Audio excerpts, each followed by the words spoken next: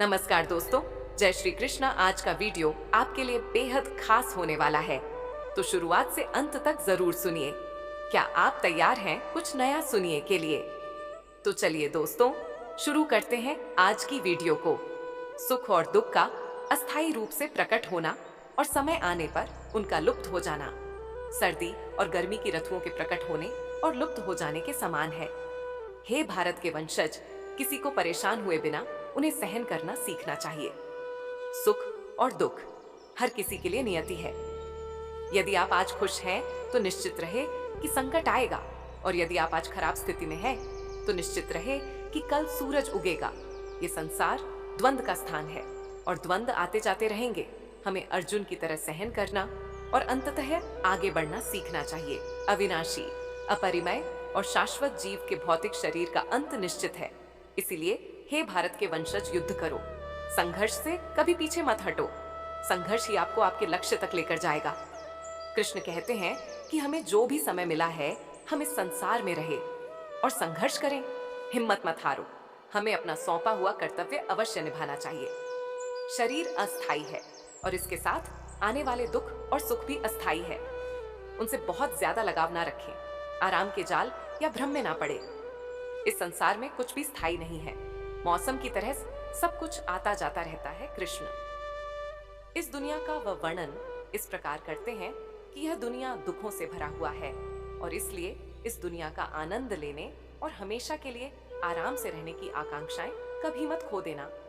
जब हम झूठा सोचते हैं हम कभी नहीं मरेंगे और मेरा नाम प्रसिद्ध, पैसा, शक्ति आदि ही खुशी के एकमात्र स्रोत है जो आपके साथ कभी नहीं जाते। हम शरीर नहीं हैं, हम एक आत्मा है। इसीलिए हमें शारीरिक स्तर को पार करने और आत्मा के साथ संबंध और पहचान खोजने में सक्षम होने की आवश्यकता है। आत्मा को न कभी किसी हथियार से काटा जा सकता है, न आग से जलाया जा सकता है, न पानी से गीला किया जा सकता है, न हवा से सुखाया जा सकता है। यह व्यक्तिगत आत्मा अटूट और अघुनशल है, सर्वत्र विद्वान है, अपरिवर्तनीय है, अचल है और सदैव एक समान है। हमें शाश्वत कल्याण के लिए आत्मा के रूप में हमारी पहचान को जानना इतना महत्वपूर्ण है। महान कुरु मंत्री विदुर ने धृतराष्ट्र को शास्त्रों के उच्च सिद्धांतों में बताया कि परिवार की खातिर किसी बच्चे को छोड़ा जा सकता है, गांव की खातिर एक परिवार को त्यागा जा सकता है, शहर के लिए गांव को छोड़ा जा सकता है, दुनिया के खातिर एक शहर को अस्वीकार किया जा सकता है और आत्मा के लिए संपूर्ण संसार का त्याग किया जा सकता है। इसीलिए कृष्ण कहते हैं कि अन्य महान अध्यात्मवादी और भगवान के भक्त इसकी पुष्टि करते हैं कि हमें आत्मा के बारे में सीखना चाहिए और स्वयं की खोज करनी चाहिए। यह बहुत महत्वपूर्ण है क्योंकि आध्यात्मिक प्राणी के रूप में स्वयं का ज्ञान वह आधार तैयार करता है जिस पर हम आध्यात्मिक रूप से विकास करना जारी रख सकते हैं।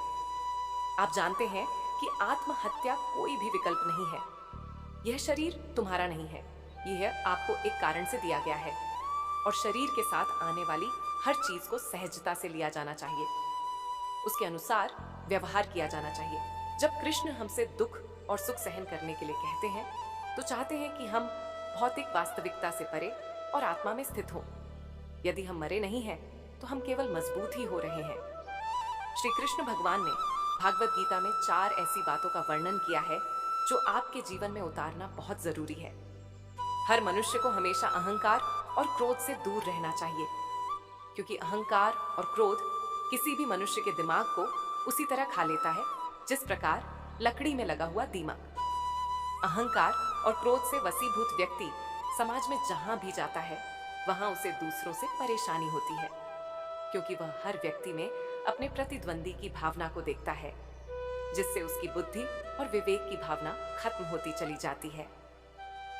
भागवत गीता में कहा गया है कि हर व्यक्ति को आत्म मंथन करना चाहिए क्योंकि आत्म मंथन अहंकार को खत्म कर देती है। श्री कृष्ण कहते हैं अहंकार व्यक्ति को अज्ञानता की तरफ ले जाती है, इसलिए जीवन में सफलता चाहने वाले व्यक्ति को हमेशा अहंकार और घमंड से दूर रहना चाहिए। श्री कृष्ण कहते हैं मनुष्य के निर्माण उसके विचारों से ही होता है और मनुष्य जैसा सोचता है वैसा ही बन जाता है। इसीलिए हर मनुष्य को हमेशा सकारात्मक और अच्छे सोच के साथ अपना जीवन बिताना चाहिए। अगर आपके मन में अच्छे विचार होंगे तो आपका जीवन भी अच्छा होगा, लेकिन अगर आपके मन में बुरे विचार होंगे तो आपके जीवन में बुराई की स्थिति बन सकती है। श्री कृष्ण कहते हैं, यदि हम अपने को बलवान बनाना चाहते हैं तो हमें अपने मन में जरूर सोचना चाहिए कि हम बलवान हैं, क्योंकि बलवान होने की सोच ही हमें बलवान बना सकती है। अगली बात श्री कृष्ण कहते हैं, लस्य, डर और कायरता मनुष्य के वह दुश्मन है जो उसे सफल होने से रोकते हैं। अगर आपको सफल होना है तो आपको अपना आलस्य त्यागना होगा। अगर आप आगे बढ़ना चाहते हैं तो आपको अपना डर छोड़ना होगा। एक आलसी और डरपोक व्यक्ति ना अपने लक्ष्य को पा सकता है, ना ही अपने सपनों को पूरा कर सकता है, ना ही वह किसी युद्ध में विजय प्राप्त कर सकता है। इसीलिए अगर आप अपने लक्ष्य को पाना चाहते हैं, अपने सपनों को पूरा करना चाहते हैं और अपनी जिंदगी से आलस्य और डर को निकाल दीजिए, क्योंकि डर आपको वह सभी काम करने से रोकता है जो आप करना चाहते हैं, और आलस्य आपको करने ही नहीं देना चाहता जो आप कर सकते हैं। आखिर में कृष्ण कहते हैं कि आलस्य, डर और कायरता मनुष्य के वह दुश्मन है जो उसे सफल होने से रोकते हैं। दोस्तों, अगर आपने इन बातों को समझ लिया तो आपकी सफलता निश्चित है। एक समय की बात है, महाभारत के युद्ध के बाद युधिष्ठिर ने राजा के रूप में शासन करना शुरू किया। युधिष्ठिर अपनी दानवीरता और उदारता के लिए प्रसिद्ध था।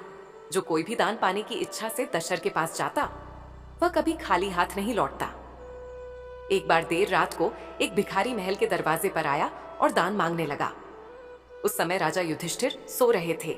रानी द्रौपदी ने उन्हें जगाया, लेकिन युधिष्ठिर ने कहा, मैं बहुत थक गया हूं, भिखारी को सुबह तक इंतजार करने के लिए कहे। कल सुबह उठने के बाद मैं उसे उसके वजन के बराबर सोने के सिक्के दूंगा। द्रौपदी ने यह बात भीम को बताई।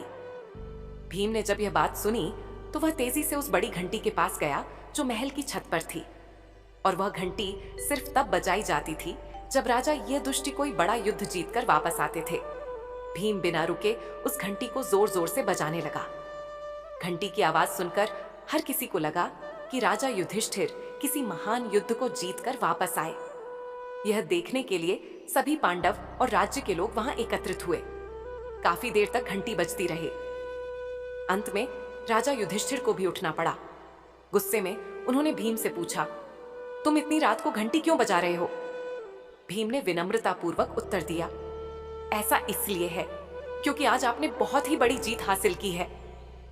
यह सुनकर राजा युधिष्ठिर चौंक गए और पूछा, यह तुम क्या कह रहे हो? भला इतनी रात को मैंने कौन सा युद्ध जीत लिया है?